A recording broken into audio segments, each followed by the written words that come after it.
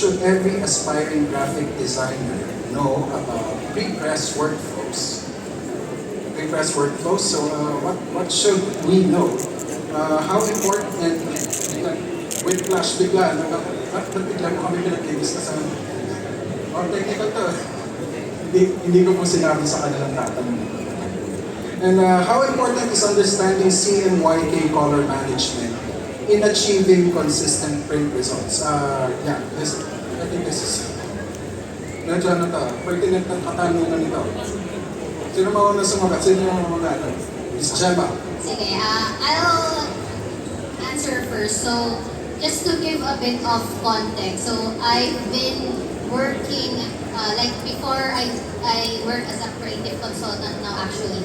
I was working as a graphic designer. Actually, web developer muna, tapos nag-marketing ako, tapos nag-graphic designer ako. So, dinaanan ko halos lahat din sa industry na yan. And one of the most interesting things that I've done so far in my career is working in print. So, nakakatuwa kasi parang hindi ko naman siya piniling pa. Pero, when I was transitioning from web developer to marketing, ako yung one-man team na tinatawag nung time na yun. Kasi ako din yung pinag-design, tapos yung design ko, sinend sa printer. So, nung time na yun, dahil nga baguhan ako, actually nagkamali ako ng file na sinend sa printer. Tapos 2 araw ng sahod ko, inaltas sa akin. Ganon. Kaya yung sinasabi ko kanina, may hugot yun, na in the future, kailangan responsible kayo sa work nyo. Kung ayaw nyo na kayo yung magbayad, na sa halip na kumita kayo, na walang pa kayo ng pera. So, ano yung mga kailangan nyong malaman para hindi mangyari to? So, unang-una, akala ko, kaya ako nag-designer is may iwan ko na yung math. Pero, sa totoo lang, math is very important in print because you need to know how to convert meters to centimeter. Anong size ba yung kailangan ng poster na yan? Yung pagkakamaling ginawa ko, actually, visual display siya ng store na below. Mas maliit yung diameter na sinend ko. So, ang nangyari, syempre, hindi siya magamit. Eh, dahil ninatas na sa sahod ko, ginawa ko siyang table mat sa bahay. So, di ba? Para hindi masayang yung 2 araw ng sahod ko. So, unang kailangan na alam nyo is math. Then, pangalawa, as you expand, you will work with people. You will work with teams. And so, you need to know how to prepare your working files. So, yun yung pre-press. Name your layers. As a graphic designer, hahawakan ng ibang tao yan. Hindi ka for layer 1, layer 2, layer 3. Hindi na kasi oras nila, i-hide pa nila isa-isa yung sa alip na ipiprint na lang, di ba?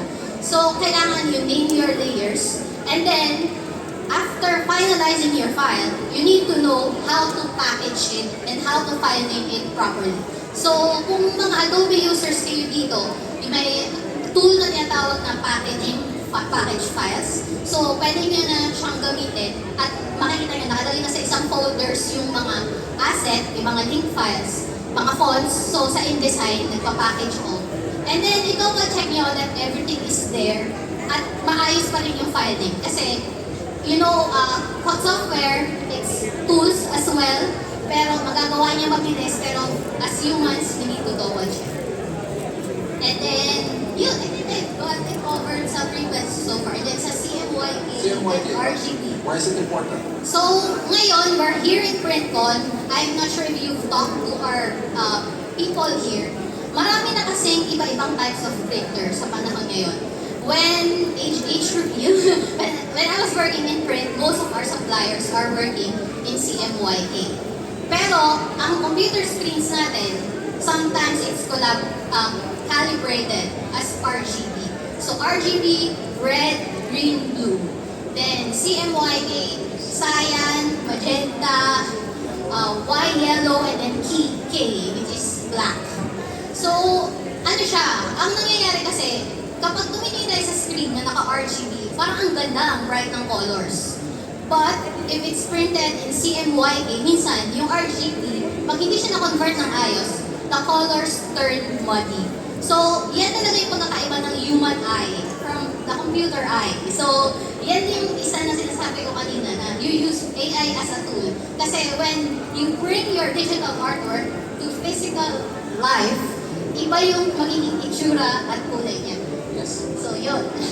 So ano lang, it really has something to do with whether or not physical ink can replicate yung gawa mo sa RGB. So, long story short, kung kailangan, if you're ever creating anything in print, the first thing that you have to do is make sure that your color mode is set to CMYK. Always set to CMYK if you're going to print. If you're not going to print, if you're going to do it digitally, sige RGB. But, in I experienced then as in graphics, I always make an RGB and a CMYK.